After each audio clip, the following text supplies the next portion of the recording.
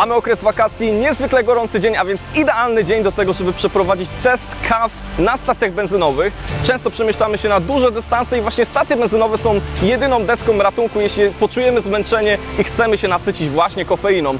A więc dzisiaj będziemy przeprowadzali test espresso i test białej kawy, tak żebyśmy w pełnym profilu smakowym byli w stanie odpowiedzieć, która stacja zaserwuje nam najlepszą kawę. Na samym końcu przedstawimy wyniki, także zapraszamy do odcinka.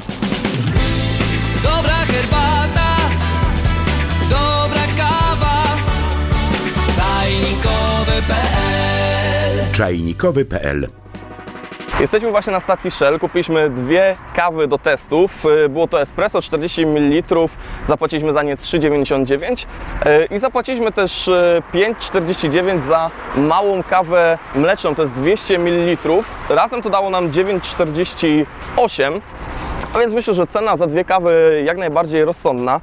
Pierwsze moje spostrzeżenie jest już takie, że no jednak ta kawa w hopperze była bardzo mocno palona, była równo wypalona, to jest akurat plus. Sprawdźmy, co tam się w środku znajduje i od razu muszę Wam się przyznać, że ukradliśmy tutaj troszkę większy kubeczek niż powinien być, ale to jest moja pierwsza sytuacja, kiedy kupuję kawę na stacji benzynowej, więc musicie mi to wybaczyć.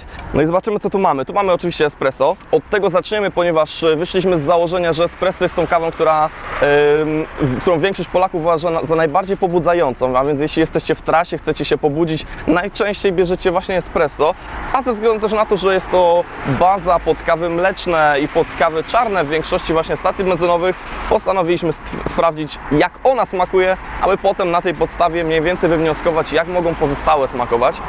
Niewiele się tutaj czuje, nie ma tutaj za bardzo aromatów. Już sama krema jest bardzo płaska, można powiedzieć, jest jakaś pianka, ale no nie nazwałbym to kremą. Może to bardziej przypomina taką zwykłą piankę, jak przy takim klasycznym zaparzeniu kawy w domu.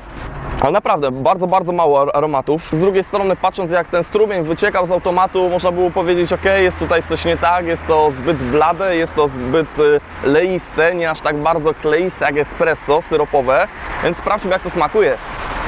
Nie wiem, czy jest taki standard, to się jeszcze dopiero okaże, czy na stacjach benzynowych espresso smakują właśnie w taki sposób. Natomiast na pewno jest to bardzo wodniste. Szczerze mówiąc, jeśli dostałbym takie espresso w większej ilości, to nie byłbym w stanie powiedzieć, czy z założenia miało być to espresso czy czarna kawa. Na plus zdecydowanie nie ma tutaj jakiejś dużej goryczki. Nie ma tutaj czegoś, co wykręcałoby twarz, a tego się spodziewałem, szczerze mówiąc, trochę po tych testach. Nie ma tutaj też jakiejś kwasowości. Jest taka cierpkość, coś, co wysusza język, atakuje cały język. Sprawdźmy, jak to smakuje w mlecznej kawie, ponieważ może to mleko tutaj bardzo fajnie komponuje się tym espresso. Sprawdźmy, co tutaj się wydarza. Tutaj również nie jest jakoś tak zbyt estetycznie, ale umówmy się, nie będzie estetycznie, nie o estetykę tu chodzi. Słabo wyczuwalna kawa, szczerze mówiąc. Może to jest właśnie wynikiem tego, że samo espresso również jest takie troszeczkę wodniste. Jedziemy do następnej stacji benzynowej, żeby sprawdzić, jak smakują kolejne napary. Kolejną stacją, którą odwiedzamy, jest Lotos i tutaj za kawę zapłaciliśmy 11,80. Warto zaznaczyć, że espresso doppio to 60 ml, kosztowało tutaj 4,90, a duża kawa, ponieważ nie było małej, czyli 300 ml kawy, kosztowało nas 6,90. Ziarno w hopperze wyglądało na suche, więc myślę, warto zaliczyć to na plus. Krema z espresso ściekała do naszego kubeczka. Nie wiem jeszcze, jakie są rezultaty tego, natomiast jak najbardziej jestem zniecierpliwiony, żeby to sprawdzić, więc zacznijmy od espresso. Ta krema, którą mieliśmy jeszcze przed chwilą, już troszeczkę opadła, natomiast jest to naturalny proces, więc nie ma się co tutaj zrażać w tej kwestii.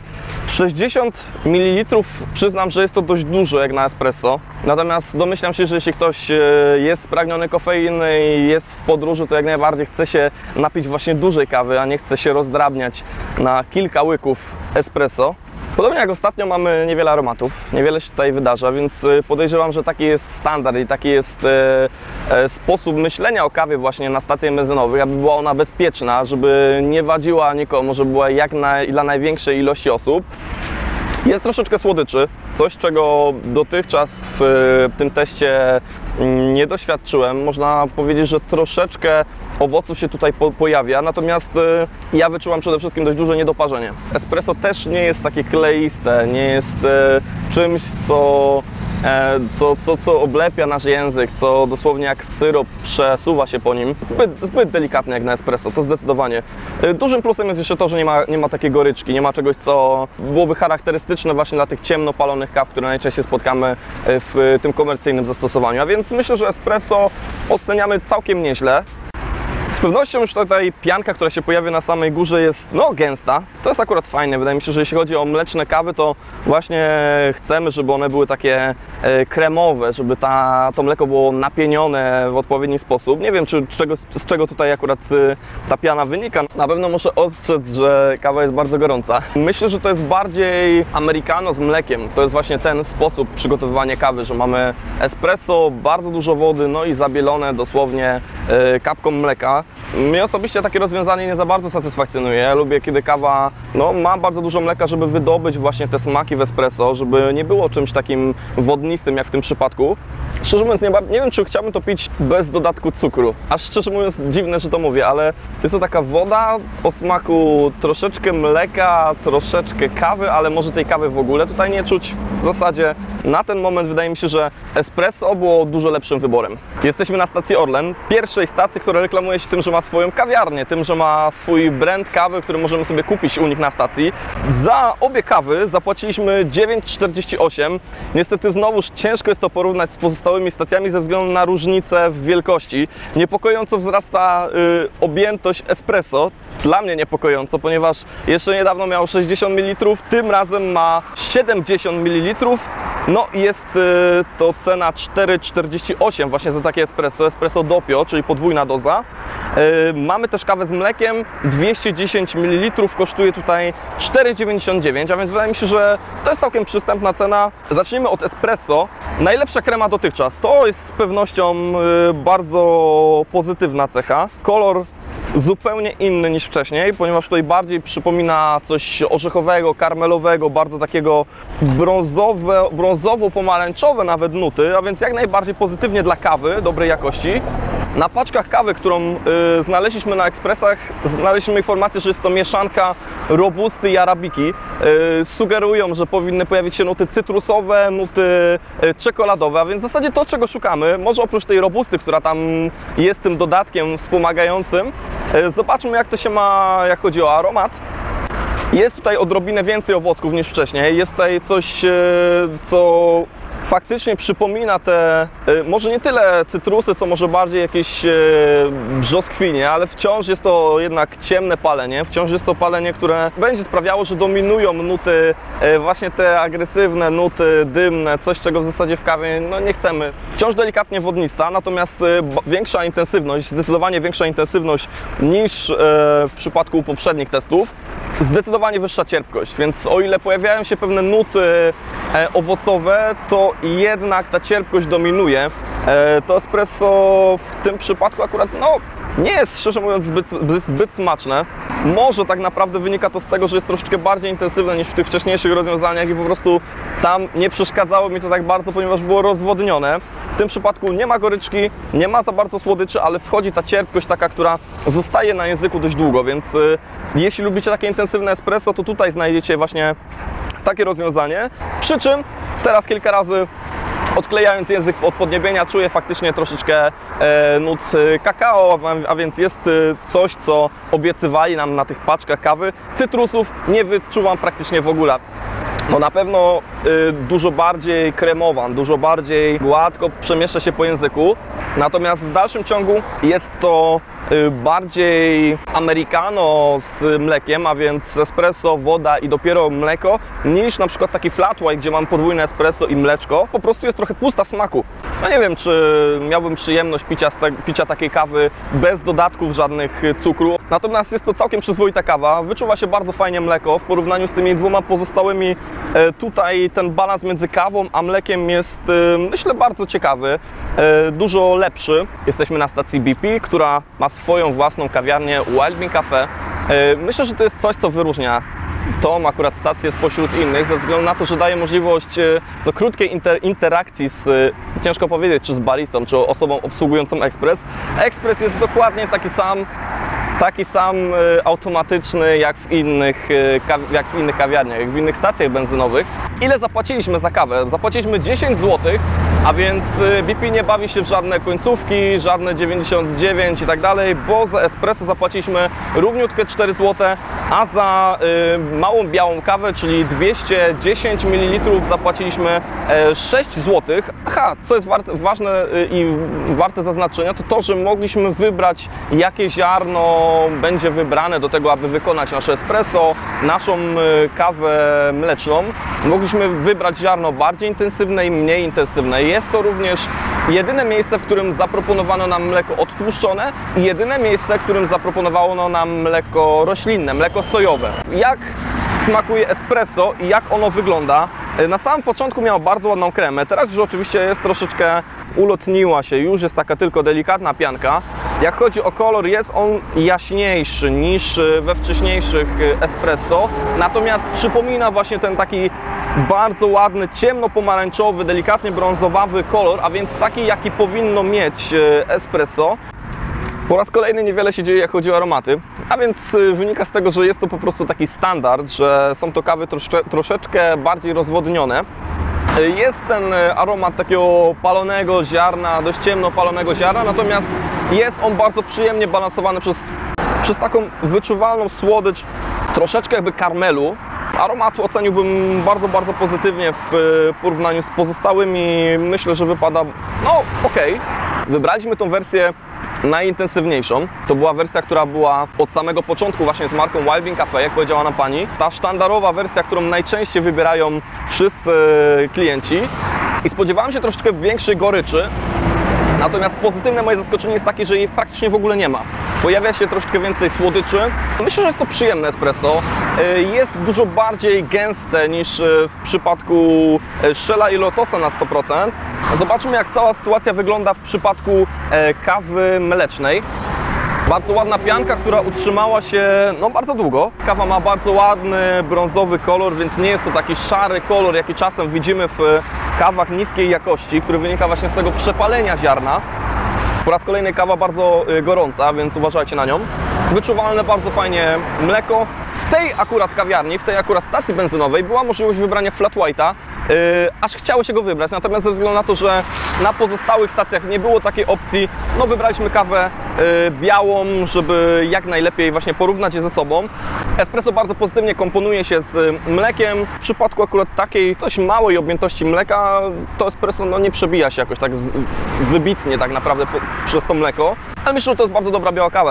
Jesteśmy na stacji Circle K, jest to były Statoil, teraz się przemianował. Postanowiliśmy sprawdzić, jak kawa smakuje również tutaj. Za kawę espresso, która miała 60 ml, która ma 60 ml, zapłaciliśmy 3 zł, więc jeśli dobrze pamiętam, chyba najtaniej z wszystkich stacji, które dotychczas ocenialiśmy, a kawa czarna z mlekiem, to jest w sumie dość śmiesznym określeniem, kosztowało nas 5 zł za 300 ml, a więc taki duży kubek. Jak smakuje espresso? Niewiele się tutaj wyczuwa. Nie ma dymu, nie ma karmelu, nie ma orzeszków, praktycznie nic. Jest taki bardzo delikatny aromat, płaski. Co o smaku można powiedzieć? Aha, jak chodzi o kremę, myślę, że jest ona tak jakaś poszatkowana, ale w dalszym ciągu się utrzymuje, więc można powiedzieć, że fajnie, że to jest akurat plus. Jak chodzi o kolor, to również jest tutaj taki, po którym bym się spodziewał, że espresso będzie nawet smaczne. Zobaczmy, czy tak będzie. Jestem szczerze mówiąc zaskoczony, ponieważ zapłaciliśmy za to espresso najmniej, a jest to pomimo całej cierpkości, pomimo całej masy takich drewnianych, troszeczkę torfowych aromatów, które są charakterystyczne dla niższej jakości klasy kawy, to wyczuwamy tutaj bardzo dużo owoców mimo wszystko. Myślę, że najwięcej z tych espresso, które dotychczas spróbowaliśmy. Bardzo ciekawa gęstość kawy, smak pojawia się na samym początku, potem niknie, niewiele się dzieje i na samym końcu gdzieś tam odzywa się goryczka z tyłu języka. Myślę, że espresso spoko, bardzo pozytywnie oceniam. Jak na ten przedział jakości, jak najbardziej jest to coś, na co warto zwrócić uwagę, szczególnie, że zapłaciliśmy za to tylko 3 zł. Jak to wygląda w przypadku dużej kawy? Tutaj mam pewne obawy, ponieważ najprawdopodobniej ta kawa została posłodzona, wbrew mojej woli, ale sprawdźmy, czy tak było w rzeczywistości. Jest pianka. Ok, kawa nie jest słodka, to jest bardzo duży plus. Jest bardzo rozwodniona, czyli praktycznie nie czuję tutaj w ogóle mleka. Co ciekawe, z tego espresso nagle zaczynają się wydobywać bardzo duża ilość takich dymnych posmaków, czegoś takiego nieprzyjemnego. Czyli pijemy łyk takiej kawy, a po chwili odzywają się właśnie te takie niezbyt fajne nuty dymu, spalenizny, a więc coś, czego nie było wcześniej w espresso. To jest dla mnie dość mocno zaskakujące. Oceniałbym kawę raczej niezbyt pozytywnie, jeśli chodzi o brak możliwości wybrania rozmiaru, plus to, że jednak jest to w dużej mierze kawa o małej intensywności, nie wyczuwa się słodyczy mleka, jest to zdecydowanie zbyt gorąca kawa, więc to mleko też, jeśli tam jest, na pewno będzie przegrzane. No i plus to niezbyt smaczne espresso, które gdzieś tam z tyłu po wypiciu kawy się odzywa. Możemy zatem pokusić się o wyniki końcowe. Mamy zarówno espresso i kawy mleczne poukładane w kolejności od najgorszej, czyli tej, która będzie po Waszej lewej stronie, do najlepszej, czyli tej, która będzie po prawej stronie. Muszę przyznać, że sama ocena nie była zbyt łatwa, ponieważ trzeba było decydować, które czynniki są dla mnie bardziej pożądane. I tak w espresso wybrałem przede wszystkim dobry balans, czyli jakąkolwiek słodycz pojawiającą się z delikatną kwasowością i goryczką, czyli ta intensywność espresso, dobry balans pomiędzy smakami był priorytetem. Mimo tego, że czasem, tak jak tutaj w przypadku właśnie zwycięzcy, wiązało się to też z delikatną, wzmożoną ilością tych dymnych aromatów. W przypadku kaw mlecznych przede wszystkim od samego początku były eliminowane te, które są bardziej wodniste, te, które są, nie mają wiele smaku w sobie, te, które są mało intensywne w smaku. Na samym początku może zajmijmy się w takim razie analizą espresso, ponieważ to jest baza właśnie pod kawy mleczne i pod kawy czarne we wszystkich z tych punktów. Na ostatnim miejscu w naszym zestawieniu uplasowała się kawa ze stacji Lotos, głównie ze względu na zbyt małą intensywność smaku. Kolejną kawą, którą wybraliśmy w tym zestawieniu, było to kawa z Shella, ze stacji Shell. Później mamy Orlen. Następnie na drugim miejscu, a więc już na podium, mamy BP. No i tutaj zaskakujący zwycięzca na samym końcu z bardzo niepozornej budki z kawą jest to Circle K, a więc to, co wcześniej było Statoilem, teraz przemianowane. Tam napijecie się najlepszego espresso, mimo iż, tak jak mówię, jest to bardzo niepozorne i wydaje się, że nie warto tam sięgnąć po kawę, to w moim teście, który właśnie teraz przeprowadziłem, właśnie to espresso wygrywa. Jak to się ma w przypadku kaw mlecznych? Tutaj sytuacja troszeczkę się zmienia. Na samym końcu jest właśnie zwycięzca zestawienia espresso, więc Circle K trafił na ostatnie miejsce. Kolejną kawą jest to kawa z stacji Lotos, a więc po raz kolejny troszeczkę niższe miejsce. Następnie mamy Shella, mamy też na drugim miejscu stację Orlen, no i na pierwszym miejscu jako tą najbardziej taką miłą intensywność zarówno z kremowym mlekiem, ale też dużym plusem za to, że mamy możliwość wybrania mleka, możliwość wybrania ziarna, jakiś kontakt z osobą, która obsługuje sprzęt, wygrywa BP. A więc jeśli chcecie się napić najlepszej białej kawy, kawy z dodatkiem mleka, sięgnijcie po kawę z BP, z kawiarni Wild Bean Cafe. Natomiast jeśli chcecie się napić najlepszego espresso, będzie to Circle K, czyli to, co wcześniej było Statoilem. Powiedzcie nam koniecznie, z jakiej Wy stacji benzynowej lubicie korzystać, kiedy jesteście w trasie. Myślę, że tutaj najbardziej prosimy o zdanie tych, którzy robią setki, tysiące kilometrów miesięcznie, którzy tej kawy wypijają bardzo, bardzo dużo. Jesteśmy ciekawi Waszego zdania. Jeśli chcecie więcej takich testów, jeśli chcecie się dowiedzieć więcej na temat kaw z innych punktów, piszcie nam o tym w komentarzach, no i my Was zapraszamy na czajnikowy.pl i do zobaczenia w następnym odcinku.